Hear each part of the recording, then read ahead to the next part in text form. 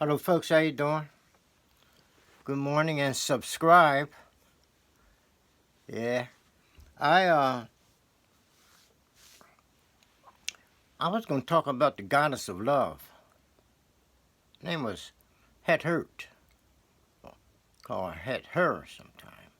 Hurt just brings the feminine aspect, attaches the feminine aspect to her name.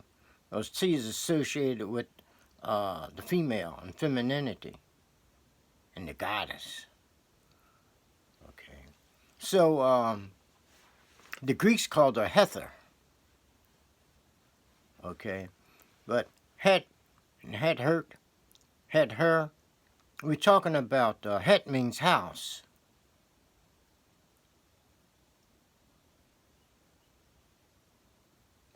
And Her is, let's say, the child sun god. So we're talking about the house of the sun god, the child. Okay?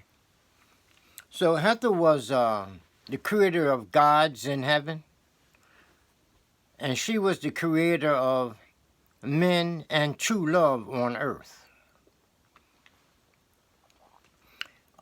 She was adored all over the land of the Kemites, ancient Egypt, and in distant lands also. But she had great festivals, and people came from far off to worship and to learn of her wisdom. She is also the god of wisdom. Okay. She is the god of wisdom. She is the god of love. And she taught men the laws of the flesh of women. Okay. And she taught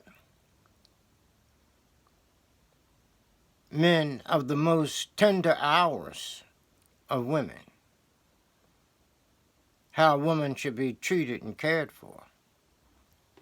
How she should be loved. This is the wisdom of Hether, which we'll get to in a minute. Her favorites were liquors, sweet wines, sweet fruits, and herbs. Well, we can see that these are all associated with the aphrodisiac. Yeah. So now we're getting a picture of Hether. Okay.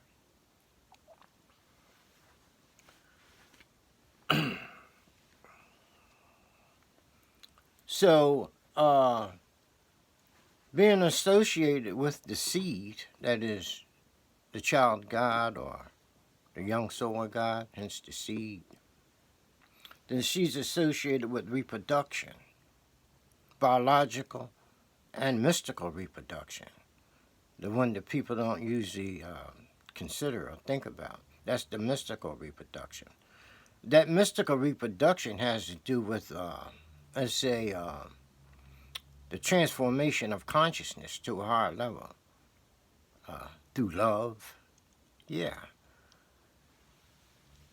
It's all in her wisdom. It's in the wisdom of Hether. How this can be done, and we'll get into it. She also also has an astronomical character. Okay, like Isis. Okay, Isis is just another name. The Greek name for Hether, or for Het-Her, would be like Isis. And just a different character. Okay, a different name, different character, maybe a few different attributes. But anyway, she's also associated with Venus, the planet of love. Yeah. And so we see Het-Her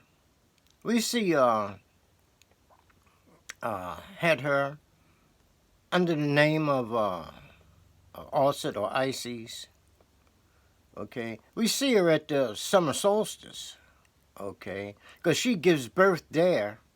Okay, to the solar child god. The summer solstice. Okay, Because back in those days, for like say 5 or 6 thousand years ago, that was the beginning of the year. The summer solstice was the beginning of the year. And she brought forth the seed, the child, every year. Okay. But we also see her, okay, in the southern part of the northern heaven. That's down near the star of Capricorn. Okay. She's there because she belongs to the constellation of the dog. Talking about the stars in the sky, there's a constellation of the dog. And so she's also referred to sometimes as the dog star, Sirius, okay? The brightest star in the sky. And anyway, she's there in the southern or the northern heaven, the southern part of the northern heaven, near Capricorn. So we also see the goat associated with seed, and we see the goat in Capricorn. So anyway, Capri means the seed, the coming forth of the seed. What seed? Or the corn. So we got Capricorn, the coming forth of the seed. Okay? But this has to do with the sun, too, because we have now the winter solstice, and the sun crosses over the winter solstice. And here the days begin to get a little longer than the nights. And that is the coming forth of the seed. Well, here the sun is the seed, but because it's just coming forth across the winter solstice, it's like a child. Okay? But as this occurs, it also affects the human being because the solar energy affects the human being. And we didn't get much solar energy in the winter. Well, that's in the winter too. But anyway, it crosses over. The sun crosses over the winter solstice, and the days get a little longer. That's coming forth of the seed down here in Capricorn. Okay? But anyway, we'll get to the character of her in terms of her wisdom associated with love, okay, and the imagination.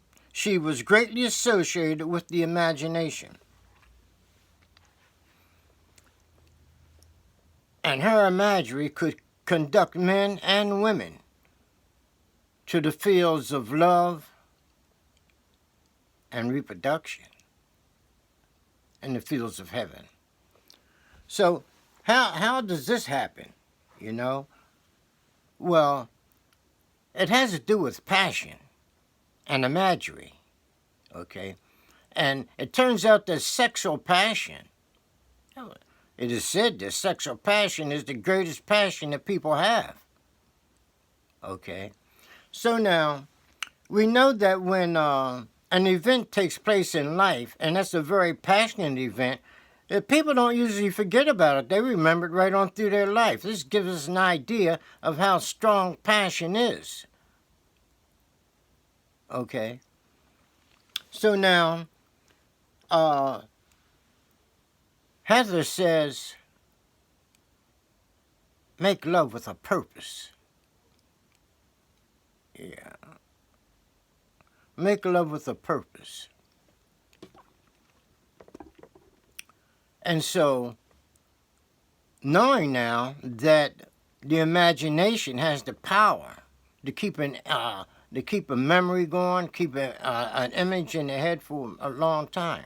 I mean, you might not think of it every day, but you can recall it easily because it was a very passionate event in the life of the person. So now, during coitus, okay, Heather says that men and women should breathe in unison. This is rhythm, okay? And the emotions should be rhythmical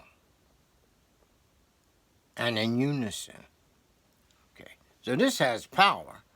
We know that repetition, hence rhythm, regular movement, has power. Repetition creates power, okay? And even in this situation, okay? So anyway, the wisdom is that when a person, okay, wills something to occur, okay? And they can focus on it, okay, with their imagery, and they can associate passion with this imagery because passion will give power to the imagery. Passion will give power to the imagery, okay? And so the seed here will be the plan, whatever you want done. This would be the child, not the biological child, the mystical child, which would be the seed of your plan, the thing that you want in life, what you're asking for, something like that, you know. And so,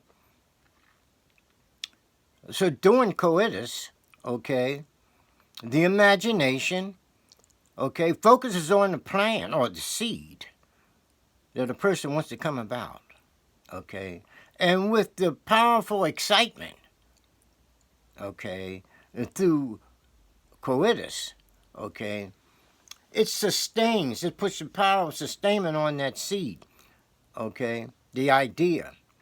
It gives power to the idea, okay, and and this here will be with the person, whether he's conscious of it or not.